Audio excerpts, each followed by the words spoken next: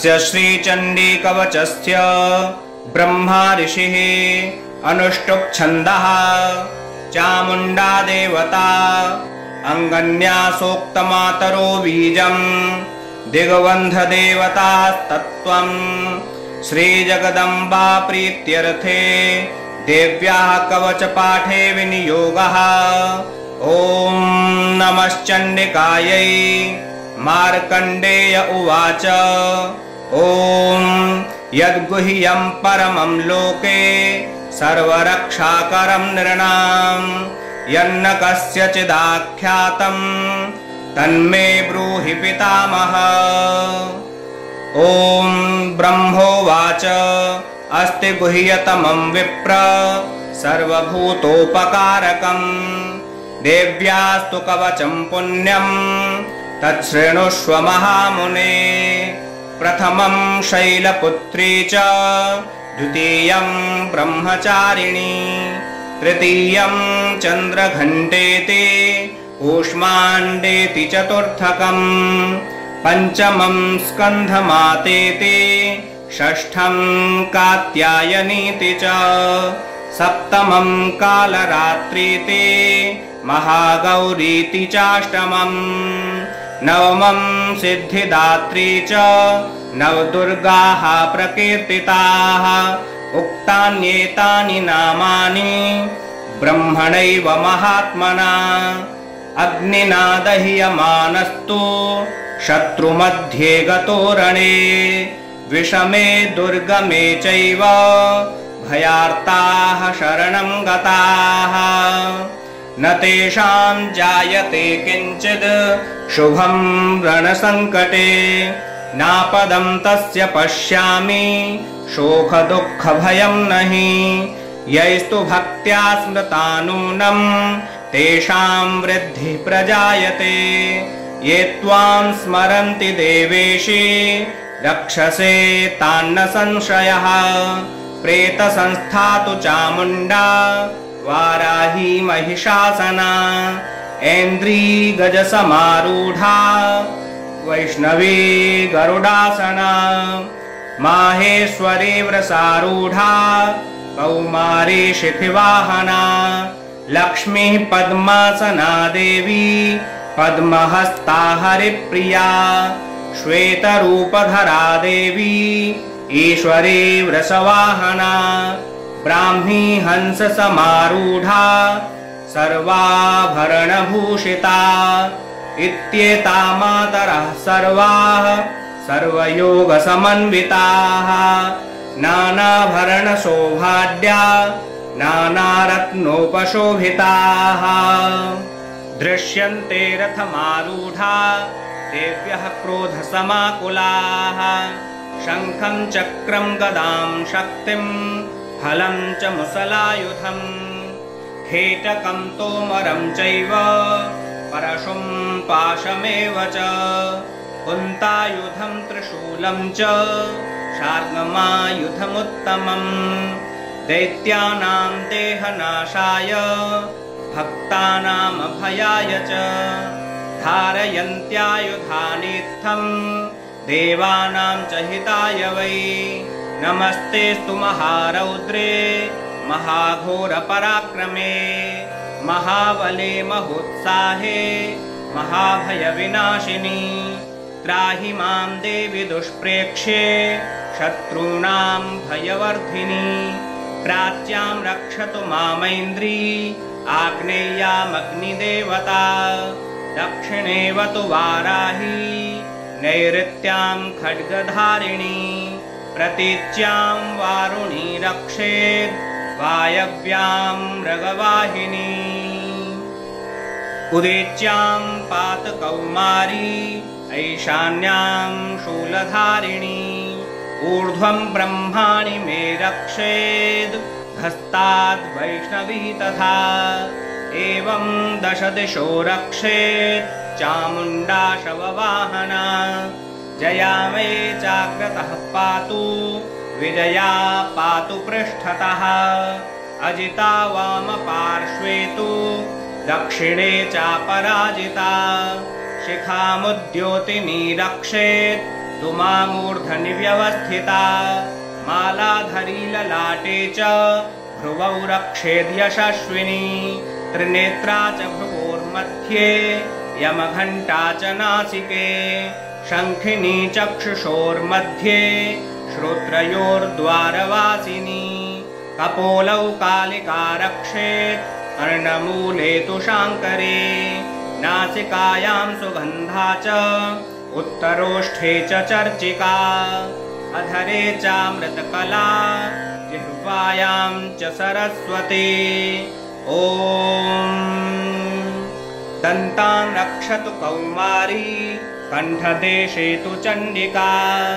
घण्टिकां चित्रघण्टा च महामाया च तालुके कामाक्षी चिबुकं रक्षेत् वाचं मे सर्वमङ्गला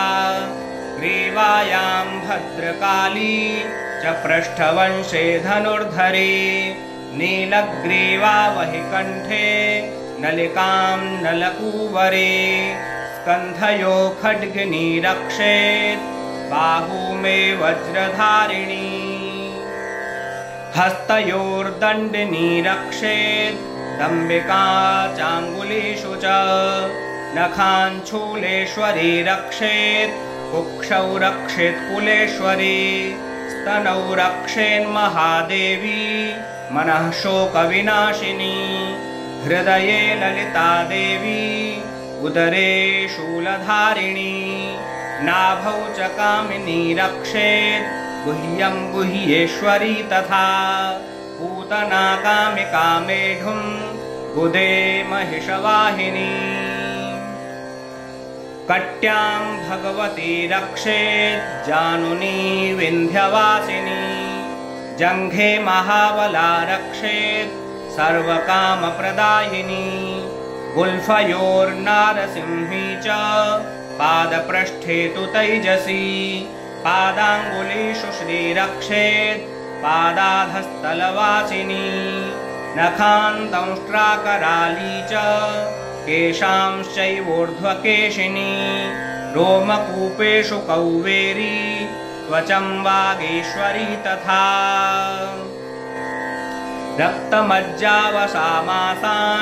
रक्तमज्जावसामासान्यस्थिमेदांसि पार्वती अन्त्राणि कालरात्रिश्च पित्तं च मुकुटेश्वरी पद्मावती पद्मकोशे कफे चूडामणिस्तथा ज्वालामुखी नखज्वाला मभेद्या सर्वसन्धिषु शुक्रं ब्रह्माणि मे रक्षेत् छायां छत्रेश्वरी तथा अहङ्कारं मनोबुद्धिं रक्षेन्मे धर्मधारिणी प्राणापानौ तथा व्यान उदानं च समानकं वज्रहस्ता च मे रक्षेत् प्राणं कल्याणशोभना रसे रूपे च गन्धे च शब्दे स्पर्शे च योगिनी सत्त्वं रजस्तमश्चैव रक्षेन्नारायणी सदा आयुरक्षतु वाराही धर्मं रक्षतु वैष्णवी यशः कीर्तिं च लक्ष्मीं च धनं विद्यां च चक्रिणी गोत्रमिन्द्राणि मे रक्षेत् पशून्मे रक्ष चण्डिके पुत्रान् रक्षेन्महालक्ष्मीर्भार्यां रक्षतु भैरवी पन्थानं सुपथा रक्षेन् मार्गं क्षेमकरी तथा राजद्वारे महालक्ष्मीर्विजया सर्वतः स्थिता रक्षाहीनं तु यत्स्थानं वर्जितं कवचेन तु तत्सर्वं रक्ष मे देवी जयन्ती पापनाशिनी पदमेकं न गच्छेत्तु यदिच्छेच्छुभवात्मनः कवचेनावृतो नित्यं यत्र यत्रैव गच्छति तत्र तत्रार्थलाभश्च विजयः सार्वकामिकः यं यं चिन्तयते कामं तं तं प्राप्नोति निश्चितं परमैश्वर्यमतुलं प्राप्स्यते भूतले पुमान् निर्भयो जायते मर्त्यः सङ्ग्रामेष्वपराजितः त्रैलोक्ये तु भवेत् पूज्यः कवचेनावृतः पुमान् इदं तु देव्याः कवचं देवानामपि दुर्लभम् यः पठेत् प्रयतो नित्यं त्रिसन्ध्यं श्रद्धयान्वितः दैवी कला भवेत् तस्य त्रैलोक्येष्वपराजितः जीवेद्वर्षशतं साग्रमपमृत्युविवर्जितः नश्यन्ति व्याधयः सर्वे लूता विस्फोटकादयः स्थावरं जङ्गमं चैव कृत्रिमं चापि यद्विषम् अभिचाराणि सर्वाणि मन्त्रयन्त्राणि भूतले भूचराः केखेश्चराश्चैव जलजाश्चोपदेशिकाः सहजा कुलजा माला डाकिनी शाकिनी तथा अन्तरिक्षचरा घोरा डाकिन्यश्च महाबलाः ग्रहभूतपिशाचाश्च यक्षगन्धर्वराक्षसाः ब्रह्मराक्षसवेतालाः कूष्माण्डा भैरवादयः नश्यन्ति दर्शनात् तस्य कवचे हृदि संस्थिते मानोन्नतिर्भवेद्राज्यस्तेजो वृद्धिकरं परम् यशसा वर्धते सोऽपि कीर्तिमण्डितभूतले जपेत् सप्तशतीं चण्डीं कृत्वा तु कवचं पुरा यावद्भूमण्डलं धत्ते सशैलवनकाननं तावत् तिष्ठति मेदिन्यां सन्ततिः पुत्रपौत्रिकी देहान्ते परमं स्थानं यत्सुरैरपि दुर्लभम् प्राप्नोति पुरुषो नित्यं महामाया प्रसादतः लभते परमं रूपं शिवेन सह मोदते ॐ इति देव्याः कवचं सम्पूर्णम्।